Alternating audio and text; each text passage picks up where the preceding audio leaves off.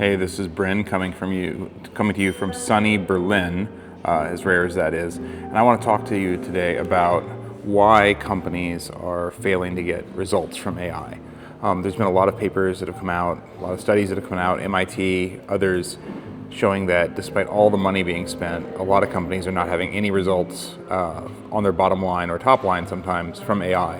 And we're going to talk about why that happens. And a lot of this I cover in my book, The Delivery Gap, but I want to go over it quickly here. The thing is, getting any value from technology is an end-to-end process. It's not just writing code, it's testing the code, it's making sure that the code does what you actually want it to do properly. It's making sure that you actually wrote the right code to begin with. Are you even solving the right problem for your customers? And then it's maintaining that code after it's in production. And AI helps with generating code a lot more than it helps with everything else. Just because you have code doesn't mean it's right. And just because you have code doesn't mean you wrote the right code to begin with. You're solving the right problem. And once you've made the code, it doesn't really accelerate how fast you test it. If anything, it slows you down because a lot of times AI-generated code is quite buggy.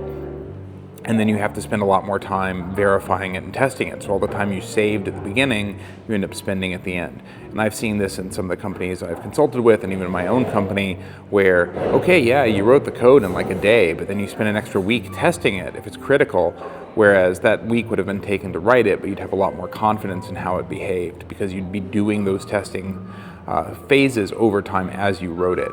And that all goes away. You just have some magic code that no one understands, no one has read, that you're then trying to get into production. So this is the problem that everyone's hitting, and they haven't found a good way around it. And you add that to the fact that it's non-deterministic a lot of times, what you're going to get. You can't reproduce the same thing over and over again. You give the same prompt to the same AI, you get a completely different thing on Tuesday versus Thursday. And that really leads to a loss of trust from many of the people who have to operate the code at scale. Now, I'll give you a real example of how fast this stuff falls apart. I had an executive at a company come to me and they said, hey, I want to get this application into production. Can you help me figure out what I need to do? And I said, well, first let's look at this application. What does it do? What does it need? It's like, oh, it's got this vector database and it has this UI and some sort of backend. I'm not sure what it's in. And we took a look, and it didn't even have a vector database at all. It had a Postgres database that could be used for vectors with a plugin, but it hadn't said that, wasn't using that plugin, wasn't using the vector aspects at all, and actually wasn't even putting the stuff in the database that he thought it was. A lot of it was just faking with API calls back to the AI, burning tokens, so it was actually quite expensive to operate. And he was shocked, right? Like, this isn't what he wanted at all. Now, he liked the output, and it was fine, it's just he didn't even know what he was putting into production. So if you don't even know what you have, and you don't know how to get into production, and you don't know how it operates at a basic level, how are you going to maintain that over time? Now, this was just an internal portal app, so it wasn't like super business critical, but you can imagine that at scale, for anything that you actually have to use customers and drive revenue with, that's a problem.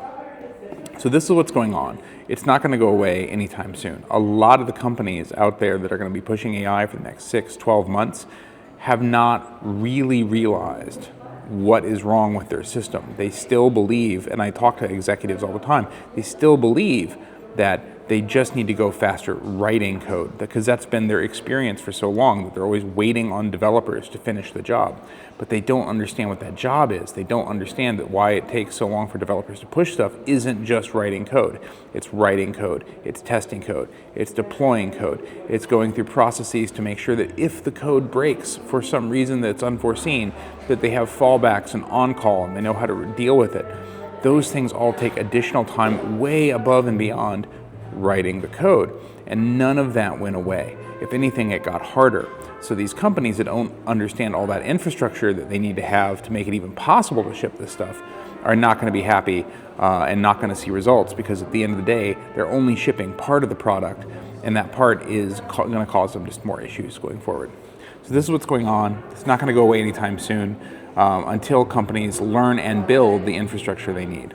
Don't hold your breath. It's going to take them at least another year to really figure this out.